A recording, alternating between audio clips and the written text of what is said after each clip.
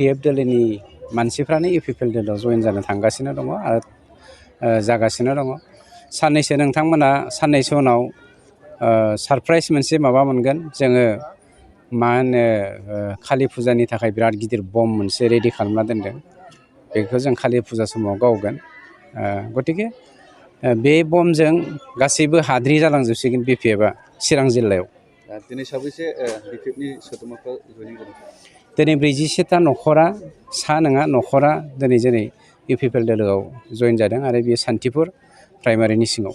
मोनसे सोंथि, BPFआबो 80,000 भट लागोन, UPLआबो 70,000 भट लागोन, कंग्रेसआबो 70,000 भट लागोन होननानै मोनसे इसारा फोरमायबाय थादों। कंग्रेसखौथ' आं मैयानो बुंखादों। हाबायाव मोसानाय बैराथिनि आफाजों माने गुफुंनाय हाद्रि बायदिसो कंग्रेस।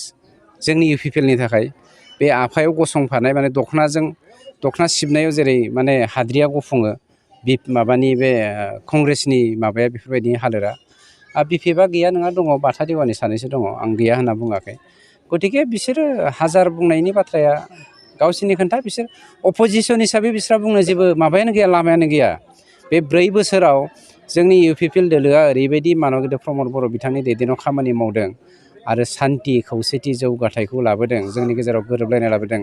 हिन्दु मुसलमान सिख ख्रिस्टियान जैन फारागथि गैयै जों मोनसे समाज गायसनदों।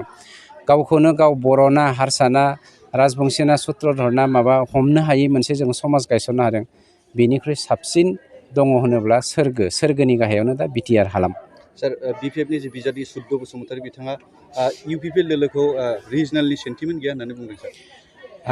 रिजनेलि सेन्टिमेन्ट जुदि बिथांमोना दङमोनब्ला हाग्रामाया दिनै माने अनला ओंख्रियाव आगान थायै रावखौ बुंबाय थायामोन।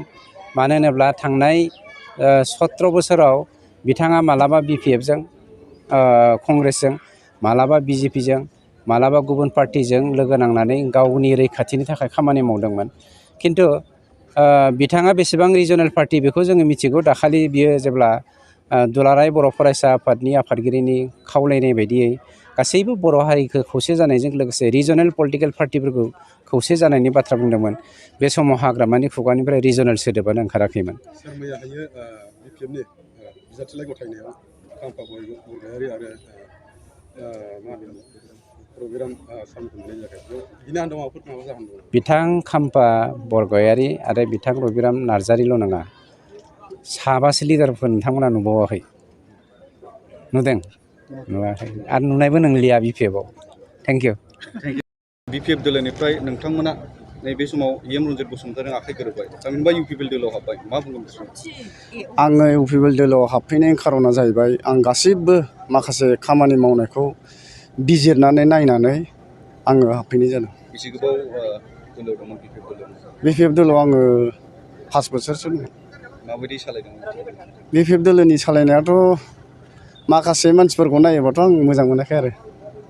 सोरखौ दुखु मोनदों नामा?